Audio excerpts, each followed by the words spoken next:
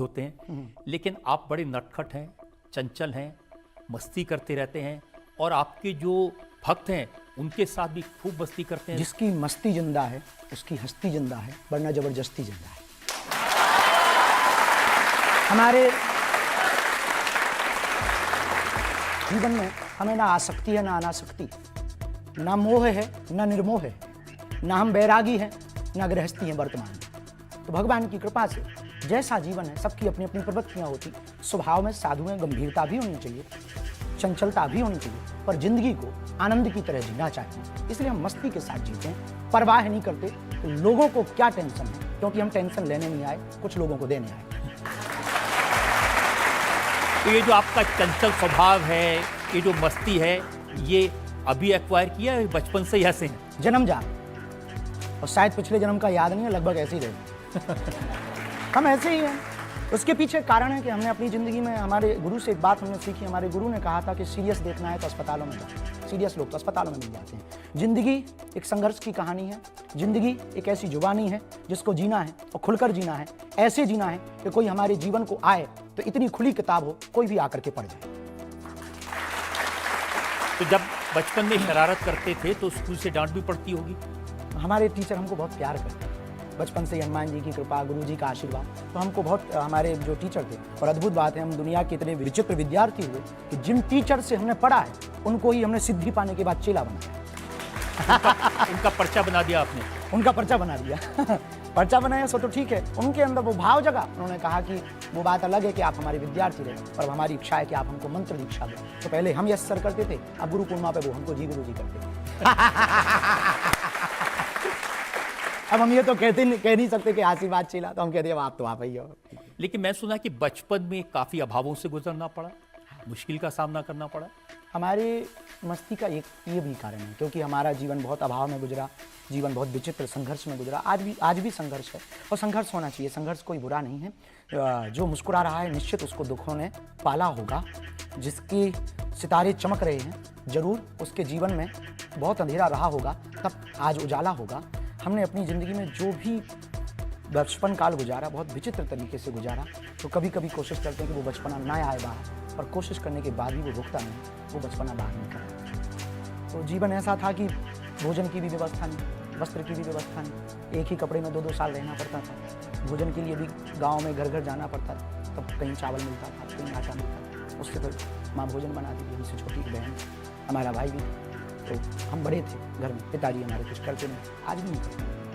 तो गांव घर घर जा कर के जो परिस्थितियाँ झेली, मुसीबतें, हमें कहानी आज भी याद है कि हमारे गांव में एक हमारे पड़ोसी को ट्रैक्टर आया, तो उन्होंने हमको 1 रुपया पर दिन के हिसाब से इस बात के लिए रखा कि आप हमारे हावर्स गिनो, खेती के लिए जब ट्रैक्टर जाए तो कितने घंटे ट्रैक्टर चला है, तो आप घंटे गिनो कौन से खेत में कितने घंटे चला है। पढ़ने लिखने में थोड़े से ठीक ठाक थे, तो वही लिखाई करते, शाम को आते थे, 1 का सिक्का मिलता था। उस वक्त पार्ले जी छोटा वाला आता था, तो वो खरीद के लाते थे। 2 बिस्कुट बहन ले लेती थी, 1 बिस्कुट भाई ले लेता था, उसको खा लेते थे, दिन निकाल लेते।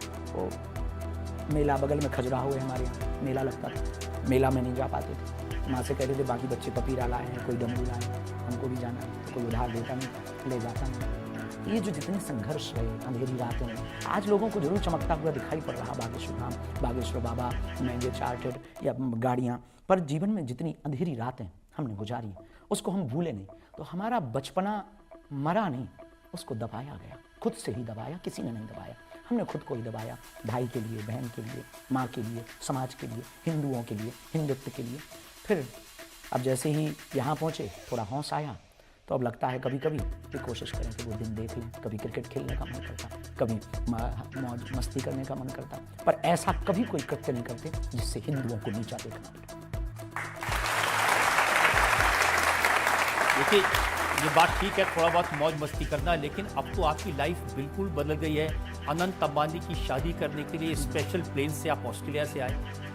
बुलाए कोई तो हमें क्या बुलाया, आपने बुलाया, सो आपकी अदालत आ गई। वो बात अलग है कि आपने चार्टर्ड नहीं भेजा है, ये आपकी कमी है, हमारी कोई कमी नहीं है। हमको तो कोई बुलाया, हम तो साधु हैं। वो बहुत प्रिय हैं, वो बहुत प्यारे। उन्होंने जो कार्य किया, अभूतपूर्व किया, अपनी विवाह परंपरा को, मांगलिक काज को, उत्सव को महोत्सव बनाया और सनातन संस्कृति के साथ मनाया। इस देश में अमीर बहुत हैं, पर ऐसी अमीरी होनी चाहिए जिसमें साधु भी हो, देश का नेता भी हो, देश का अभिनेता भी हो, पर संत भी हो, महंत भी हो, आदर भी हो, सत्कार भी हो, त्योहार भी हो, उत्सव भी हो। हमें ये बात उनकी जची है और हमारी बहुत प्रिय भी है। उन्होंने कहा कि आपको आना है और उन्होंने फ़ोन लगाया कि हम तब तक दूल्हा नहीं बनेंगे जब तक दादा कहते, तो जब तक आप आओगे। हम कहा हम ऑस्ट्रेलिया में हमारी कथा है, कथा छूट जाएगी तो दक्षिणा भी नहीं मिलेगी, बड़ी आफत हो जाएगी। तो उन्होंने कहा कि आप टेंशन न लो, आपकी कथा पे हम भेजेंगे। तो हम चौंक गए, हम कहा कैसे भेजेंगे? उन्होंने फिर बड़ी वाली चीड़ गाड़ी भेज दी। हमने हवाई जहाज़ का नया नाम रखा चीड़ गाड़ी।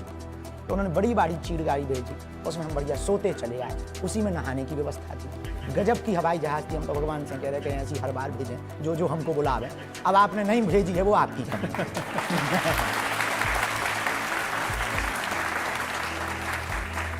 और रोल्स रॉयस भी भेजी उन्होंने एयरपोर्ट से लेने के लिए?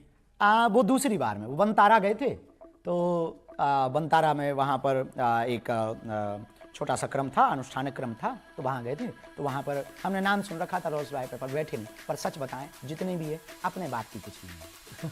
मिलती है थोड़ी देर के मिली है मेहमान, जैसे ज़िंदगी में पूरी दुनिया मेहमान है, आती है चली जाती है, यहाँ कोई मालिक नहीं है, सब मेहमान ज़िंदगी में। ऐसे हम भी मेहमान ही हैं। वो बुलाते हैं, कुर्सी पे गुरुजी इस पे बैठ लो। लोगों की प्रसन्नता जिसमें होती है, इनकी प्रसन्नता के लिए कि इनको अगर खुशी मिल रही है, उनको इसमें खुशी मिलती है, हमको ऐसे बैठाने में। उनने देखी होगी हमारी कहानी, प्रेम बहुत करते हैं, तो हमें काफ़ी जाते हैं। अब आपने कहा उन्होंने रोल्स रॉयस भेजी, हमने उस पर भी बैठ के मजा ले लिया, उल्टा गेट खोलता है।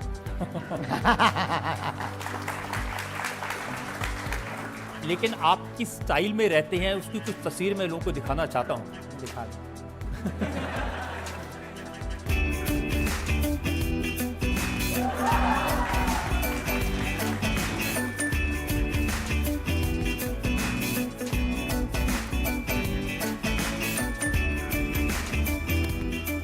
तो आपका चश्मा, आपकी जैकेट, सब कुछ ब्रांडेड है, बड़ी चर्चा होती है इसकी। नहीं, एक ही है, बाकी तो बहुत लो क्वालिटी के हैं, 60-60 रुपया वाले भी, 20 वाले। कोई आता है और इन लोगों की जो हमारे प्रिय हैं, उनकी प्रसन्नता है, जो शिष्य हैं, दीक्षित शिष्य हैं, या जो बहुत प्रिय के प्रेम करते हैं, युवान बच्चे आते हैं, गुरुजी आप एक बार ये पहन के दिखा दो, हमें खुशी होगी, हम पहन लेते हैं। और हमें लगता है कि ये बुरा नहीं, इसलिए बुरा नहीं कि हमने ना तो कभी संन्यास लिया, ना हम साधु। जब साधु नहीं है ना हमने ऐसी कोई घोषणा की, तो ये पहनना बुरा नहीं है। जब इस देश में बलात्कार करने वाला करोड़ों के मकानों में रह सकता, नाचने वाला अरबों खरबों के बंगले और गाड़ी में रह सकता, देश में गद्दारी करने वाला, घूस लेने वाला व्यक्ति इस देश में बड़े बड़े बंगलों में बड़ी बड़ी गाड़ी में रह सकता, तो एक साधु को कोई दे दे और वो चश्मा पहन ले तो वो जी सकता है यार, ये कोई बुराई नहीं है। हाँ, हमारी आसक्ति भी नहीं है, अनासक्ति भी नहीं है, अपेक्षा भी नहीं है और मना भी नहीं।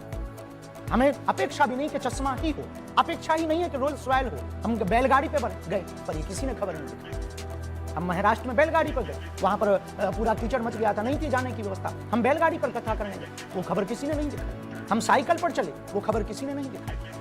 इस देश में बहुत कार्य हमने किए, वो किसी ने खबर नहीं दिखाई। पर चश्मा क्या पहन लिया, जैकेट क्या पहन ली, सबने चर्चा कर ली।